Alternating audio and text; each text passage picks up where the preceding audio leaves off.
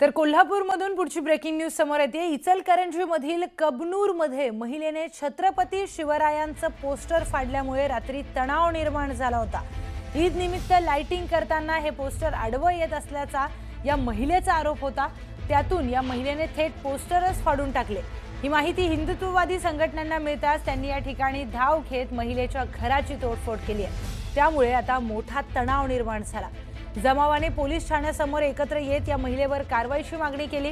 रात्री हे प्रकरण चांगलंच चिघळलं होतं। त्यातून दगडफेकीची घटना देखील घडली। मात्र सध्या पोलिसांनी परिस्थिती नियंत्रणामध्ये आणली आहे। थेट जाऊयात आपले प्रतिनिधी ज्ञानेश्वर साळोखे यांच्याकडे।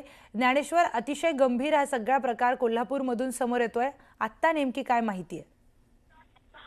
कोल्हापुरातल्या इचलकरंजी परिसरातल्या कबनूर या गावातली ही घटना आहे। या ठिकाणी रात्री पाहायला गेलं तर ईद निमित्त एक महिला लाइटिंग आपल्या दारामध्ये करत होती आणि त्यावेळी त्या ठिकाणी असलेले छत्रपती शिवरायांचं पोस्टर तिनं फाडून टाकलं आणि यावरून हिंदुत्ववादी संघटना प्रचंड आक्रमक झाल्याचं पाहायला मिळालं। रात्री या परिसरात त्या महिलेच्या घराची तोडफोड केली। शिवाय पोलीस ठाण्याच्या इथं मोठ्या प्रमाणात आहे ते हिंदुत्ववादी कार्यकर्ते जमले होते। त्यांनी या महिलांवरती तात्काळ कारवाईची मागणी केली। मात्र पोलीस ही कारवाई करत नसल्यामुळे त्यांनी रस्त्यावरती ठिय्या मारण्याचा प्रयत्न केला।